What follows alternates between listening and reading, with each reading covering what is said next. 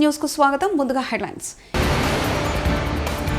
నేటి నుంచి 19వ G20 సదస్సు బ్రెజిల్ చేరుకున్న ప్రధాని మోదీ.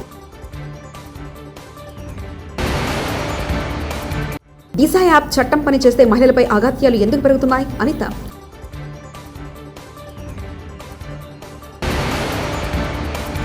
బీజేపీ అంటే ఏంటో రేవంత్ రెడ్డి ప్రభుత్వానికి చూపిస్తాం.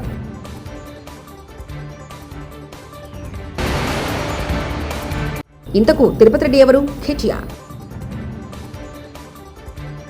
నైజీరియాలో ఆదివారం తన తొలి పర్యటన ముగించుకుని ప్రధాని నరేంద్ర మోదీ G20 సదస్సులో పాల్గొనేందుకు సోమవారం బ్రెజిల్ చేరుకున్నారు.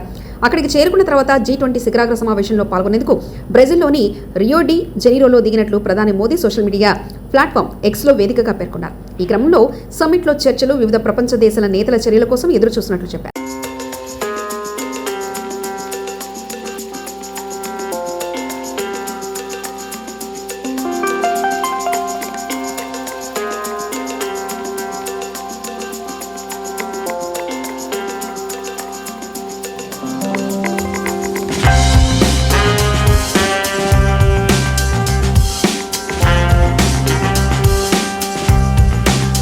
ఇందుకు తిరుపతి రెడ్డి ఎవరు? రేవంత్ రెడ్డి అన్న అయితే ఆయన చెప్పింది నడవాలా? తెలంగాణలో రేవంత్ రెడ్డి కుటుంబ పాలన నడుస్తుందంటూ కేటీఆర్ వ్యాఖ్యానించారు. क्या चीफ मिनिस्टर के घर वालों का राज है? क्या डिफैक्ट चीफ मिनिस्टर है? कौन है ये होता कौन है कि ये बोले कि मैं जमीन लूंगा, किसी भी हालत में फार्मा विलेज नहीं रुकेगी? मैं पूछना चाहता हूं, who is this guy and what capacity is he speaking and why is the chief minister silent? Why is he not speaking about his own constituency? He is a democratically elected chief minister whose primary responsibility is to answer to his constitution. మహిళలపై అసభ్యంగా ప్రవర్తించిన వారిని arrest చేస్తామని హోంమంత్రి అనిత స్పష్టం చేశారు. శాసనమండలి సమావేశంలో ప్రశ్నోత్తర సందర్భంగా ఆమె పలు ప్రశ్నలు బదిలిచ్చారు. ముచ్చుమరి ఘటన యువతిని గుర్తించడానికి సమయం పట్టిందని తెలిపారు. గతంలో మహిళలపై అత్యాచారాలు జరిగితే జగన్ ప్రభుత్వం పట్టించుకోలేదని మండిపడ్డారు. దాని గురించి సంబంధించి చార్జ్ షీట్ ఫైల్ చేయాలి. ఫోరెన్సిక్ డిపార్ట్మెంట్ నుంచి మనకి రావాలి, అధ్యక్ష రిపోర్ట్లు కూడా రావాలి. అమరావతిలో ఫోరెన్సిక్ డిపార్ట్మెంట్ కి సంబంధించి ఒక ల్యాబొరేటరీ కట్టడానికి సెంట్రల్ గవర్నమెంట్ దగ్గర 200 కోట్ల రూపాయలు శాంక్షన్ చేస్తే కేవలం అమరావతిలో ఉన్నది ఆ ఒక్క ల్యాబొరేటరీ అనే ఉద్దేశంతో ఈ రోజుకి కన్స్ట్రక్షన్ మధ్యలో ఆపేసి 5 సంవత్సరాలు ఫోరెన్సిక్ ల్యాబొరేటరీని కూడా ఒక్క స్టెప్ ముందుకేయకుండా చేసిన మీరు ఈ రోజు ఫోరెన్సిక్ ల్యాబొరేటరీ గురించి మాట్లాడుతుంటే బాధ అనిపిస్తుంది అధ్యక్ష. 5 సంవత్సరాలు వేస్ట్ అయింది. ఈ రోజు 5 సంవత్సరాల్లో ఫోరెన్సిక్ ల్యాబొరేటరీ కనుక జరిగుంటే, నిర్మాణం జరిగుంటే, ఈ రోజుకి కూడా లైవ్ లో ఉండుంటే ఇలాంటి సంఘటనలు జరిగిన వెంటనే శిక్ష పడేదానికి 4 సంవత్సరాలు 5 సంవత్సరాలు అవసరం లేదు అధ్యక్ష. 4-5 నెలల్లో శిక్ష పడి నేరస్తున్న వాళ్ళు ఈ రోజు జైలు శిక్ష అనుభవించే పరిస్థితులు ఉండేది అధ్యక్ష.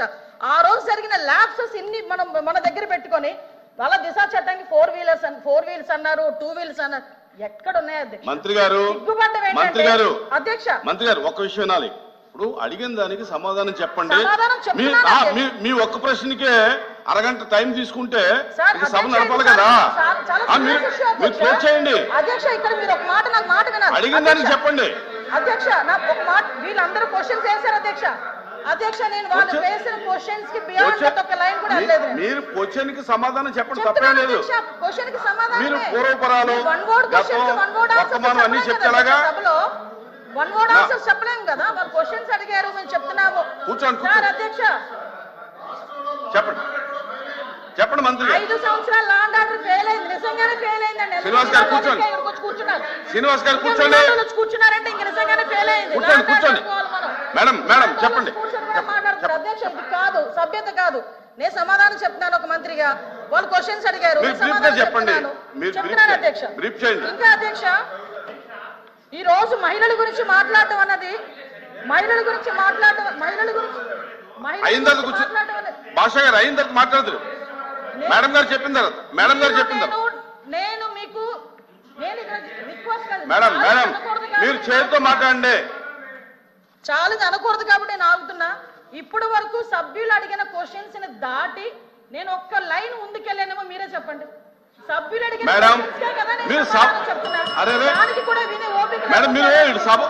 వాస్తవాలు చెప్తుంటే అంత బాధగా ఉందా? వాస్తవాలు చెప్తుంటే ఉందా మీకు? మేడం మీరు చేతితో మాట్లాడండి అధ్యక్ష. ఇంకో 2 నిమిషాలు అధ్యక్ష. మీరు సభతో మాట్లాడేది చేతితో మాట్లాడండి. ఇప్పటి వరకు లాస్ట్ క్రైమ్ అవనియండి, ఇప్పుడు జరుగుతున్న ఏ క్రైమ్ అయినా అధ్యక్ష, మనం జనరల్ గా కనుక నేను కేస్ స్టడీస్ కూడా చూశాను అధ్యక్ష. నేను హోమ్ మినిస్టర్ అయిన తర్వాత జరిగిన సంఘటనలకు సంబంధించి ప్రతి ఒక్క కేసుకి సంబంధించిన కేస్ స్టడీస్ కూడా మేము చూసుకున్నాం అధ్యక్ష. మేజర్ పార్ట్ గాంజాయి డ్రగ్స్ వాటిని బేస్ చేసుకొని అలాంటి వాళ్ళ పరిస్థితిలోని ఎక్కువగా జరిగిన పరిస్థితి అధ్యక్ష. 5 సంవత్సరాలు గాంజాయి మీద ఒక రివ్యూ చేశాడు అధ్యక్ష. మహారాష్ట్ర ఎన్నికల ప్రచారంలో దూసుకుపోతున్న మంత్రులు మహారాష్ట్ర చంద్రపూర్ జిల్లా రాజురావు మంత్రి సీతక్కలో కలిసి ఎన్నికల ప్రచారంలో పాల్గొన్న మంత్రి పొన్నం ప్రభాకర్. राहुल गांधी का निर्देशन के मुताबिक तेलंगाना सरकार रेवंत रेड्डी जी का नेतृत्व में डिप्टी चीफ मिनिस्टर भट्टी विक्रमार्का का नेतृत्व में पूरा कैबिनेट ने ఫిబ్రవరి 4 తారీఖు हमने कैबिनेट. గత జగన్ ప్రభుత్వం చిన్నపిల్లలకు సంబంధించిన పౌష్టికాహారం చిక్కీ కోడిగుడ్లకు 3 సంవత్సరాల పాటు బిల్లులు పెండింగ్లో పెట్టింది. మంత్రి నారా లోకేష్ వెంటనే ఈ బిల్లులు విడుదల చేయమని చెప్పడంతో మా కూటమి ప్రభుత్వం బిల్లులు చెల్లించింది. ప్రభుత్వ ఉద్యోగుల జీతాలను గత వైసీపీ ప్రభుత్వం 10వ తేదీ 18వ తేదీ ఇచ్చింది. మా కూటమి ప్రభుత్వం 1వ తేదీనే ప్రభుత్వ ఉద్యోగులకు జీతాలు చెల్లిస్తుంది. విభజన హామీలు అమలు చేసే దిశగా కేంద్ర ప్రభుత్వం మాకున్న సాన్నిహిత్యాన్ని బట్టి ఈరోజు అమరావతికి 12,500 కోట్లను తీసుకొచ్చాం. మంత్రి పయ్యావుల కేశవ్ ఇంకా ఏం జరుగుతోంది అని తెలుసుకునే ప్రయత్నం చేస్తూ ఉండగానే అన్నా లేదు ఇది చాలా దారుణమైన విషయం, మీరు రిలీజ్ చేయండి, తర్వాత మీరు డిస్కషన్ చేసుకుందరు అంటే మేము రిలీజ్ చేశాం అధ్యక్ష. రోడ్ల మరమ్మతు అధ్యక్ష, మీరు చూశారు అధ్యక్ష, రాష్ట్రంలో రోడ్లు ఏ స్థితిలో ఉన్నాయి. ప్రజలు ఓట్లేసింది ఈరోజు మా మాటల మీద నమ్మకాన్ని విశ్వాన్ని ఉంచి ఒకవైపు అయితే, రెండో వైపు ఆ ప్రభుత్వం గతంలో అవలంబించినటువంటి దుర్మార్గపు నిర్లక్ష్యపు విధానాల అధ్యక్ష. రోడ్లకి మేము వచ్చిన తర్వాత అధ్యక్ష గతంలో చేసిపోయినటువంటి కాంట్రాక్టర్లు ఎవరో కూడా మాకు సంబంధం లేదు అధ్యక్ష. 1200 కోట్లను రిలీజ్ చేశాం అధ్యక్ష. ఎందుకు? వాళ్ళ బకాయిలు పెట్టిపోతే, కాంట్రాక్టర్లు పని చేయకుండా ఆగిపోతే వ్యవస్థ నడవాలి అనేటువంటి ఉద్దేశంతో వాళ్ళకి రిలీజ్ చేశాం అధ్యక్ష. 1వ తారీఖునే జీతాలు ఇస్తున్నాం అధ్యక్ష. కళ్యాణి గారు మాట్లాడుతూ ఏదో సోషల్ మీడియాలో వచ్చినవన్నీ శాసనసభలో మాట్లాడతారు అధ్యక్ష. ఖచ్చితంగా ప్రతి నెల 1వ తారీఖున పేమెంట్ స్టార్ట్ చేస్తున్నాం. 1, 2 స్పిల్ ఓవర్ కావచ్చు అధ్యక్ష 2వ తారీఖుకి.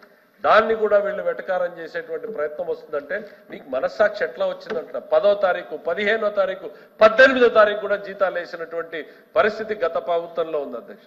మేము వీఆర్ కమిటెడ్, సాధ్యమైనంత మేరకు దానికి స్టిక్ ఆన్ కావాలి అని ఒక గైడ్ లైన్స్ పెట్టుకుని మేము పనిచేసుకుంటూ వెళ్తున్నాం అధ్యక్ష. మరి అట్లానే విభజన హామీల్ని అమలు చేసే దిశగా కేంద్రంతో మాకున్నటువంటి సాన్నిహిత్యాన్ని బట్టి ఈరోజు అమరావతికి 15,000 కోట్ల రూపాయలు తీసుకొచ్చాం అధ్యక్ష.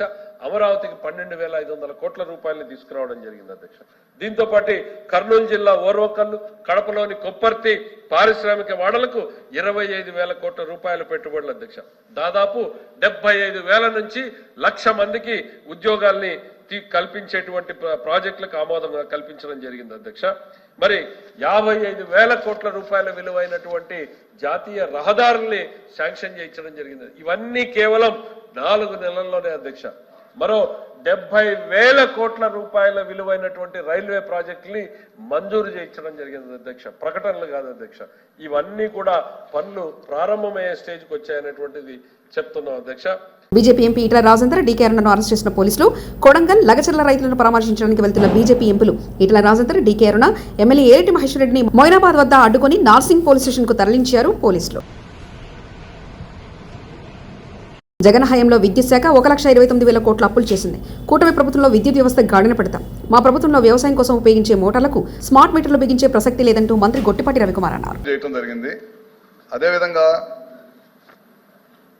ఈ రాష్ట్రంలో పీపీఏలు అంశం చాలా పెద్ద వివాదాస్పదమైంది సార్. అది కూడా తెలుగుదేశం ప్రభుత్వంలో 14 to 19లో చేసుకున్న పీపీఏలు ఒప్పందాన్ని కంపెనీలకు బెనిఫిట్ చేకూర్చే విధంగా ఉందని చెప్పి దాన్ని పీపీఎల్ని రద్దు చేయడం జరిగింది.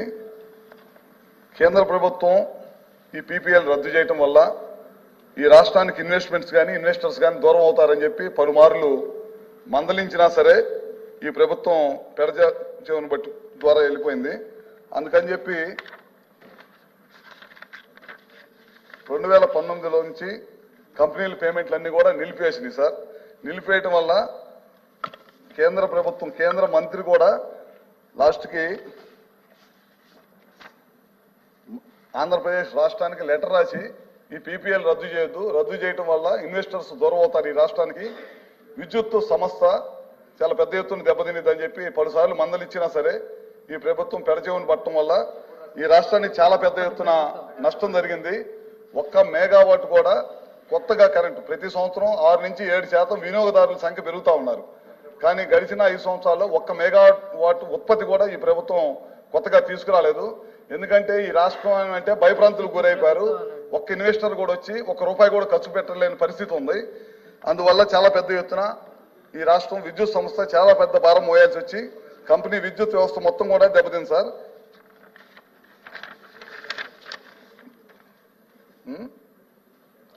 ప్రస్తుతం మా ప్రభుత్వం అయితే గత ప్రభుత్వ నిర్వహణని తీసుకొని ఖచ్చితంగా ఇన్వెస్టర్స్ మళ్ళీ ఇక్కడ రావాలనే ఉద్దేశం కోసం ప్రభుత్వం చాలా పెద్ద ఎత్తున రెన్యూబుల్ ఎనర్జీకి సంబంధించి కూడా ఒక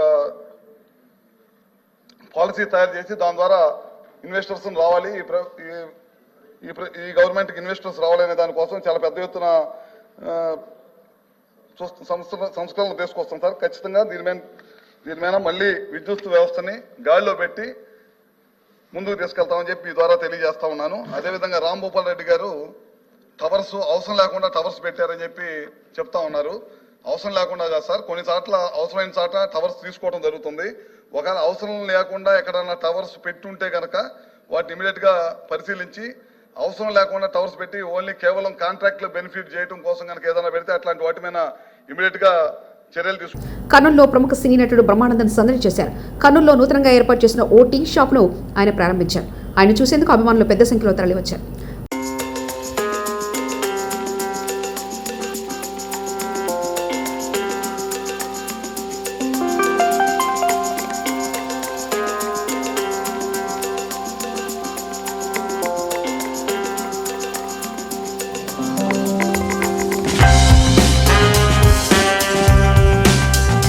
కొడంగల్ ప్రభుత్వ అధికారులపై జాతీయ ఎస్టీ కమిషన్ సభ్యులు ఆగ్రహం వ్యక్తం చేశారు. కొడంగల్లోని రోటిబండ తండాకు చేరుకున్న జాతీయ ఎస్టీ కమిషన్ సభ్యులు మహిళలతో సమావేశమై కమిషన్ సభ్యులు పోలీసు అర్ధరాత్రి కరెంటు తీసేసి మా తలుపులు పగలగొట్టి లోపలికొచ్చి మహిళలతో అసభ్యంగా ప్రవర్తించారు. ఏ తప్పు చేయని మా పిల్లలకు మా వాళ్లను అకారంగా అరెస్ట్ చేసి తీసుకెళ్లారు. మహిళలు ఇచ్చిన సమాచారంతో వికారాబాద్ ఎస్పీకి ఫోన్ చేసి మాట్లాడిన ఎస్టీ కమిషన్ సభ్యులు పోలీసులు చట్ట ప్రకారం నడుచుకోవాలని, గిరిజనులు వేధిస్తే సహించేది లేదన్న ఎస్టీ కమిషన్. రంగారెడ్డి సెంట్రల్ జైలుకు చేరుకున్న BJP MP Etela Rajender, DK Aruna Lagacherla కేసులో జైల్లో ఉన్న 16 మందితో ములాఖత్ అయ్యారు.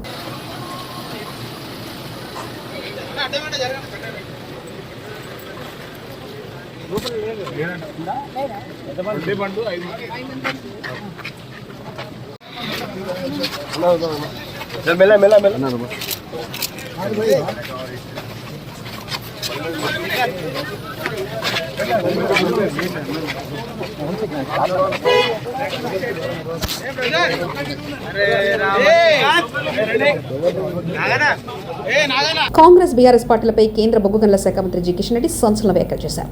బీఆర్ఎస్ కాంగ్రెస్ పార్టీల వల్ల రాజకీయాలు దిగజారిపోయాయని ఆయన ఆవేదన వ్యక్తం చేశారు. సోమవారం హైదరాబాద్లో ఆయన ఏబీఎన్ ఆంధ్రజ్యోతితో మాట్లాడుతూ రాజకీయాలంటే అసహ్యం కలిగేలా ఈ రెండు పార్టీల తీరుందని ఆయన అభిప్రాయపడ్డారు.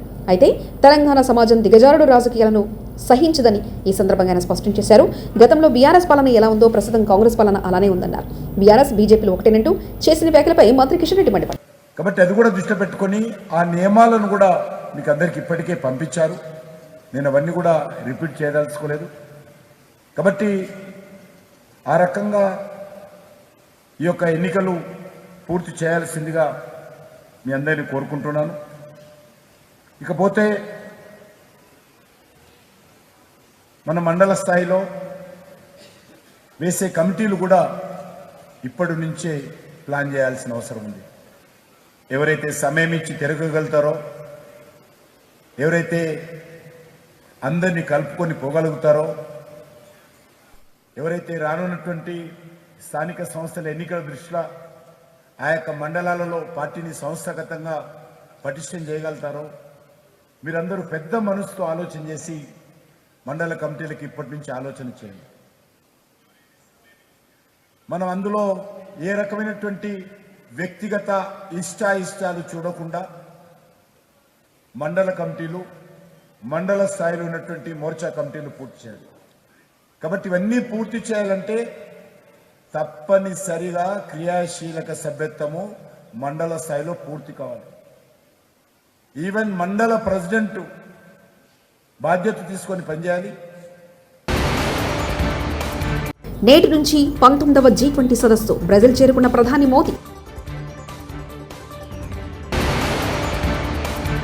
దిశ యాప్ చట్టం పనిచేస్తే మహిళలపై అఘాత్యాలు ఎందుకు పెరుగుతున్నాయి? అనిత.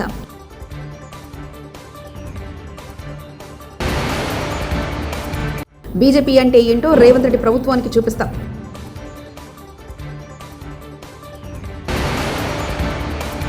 ఇంతకు తిరుపతి రెడ్డి ఎవరు? కేటీఆర్.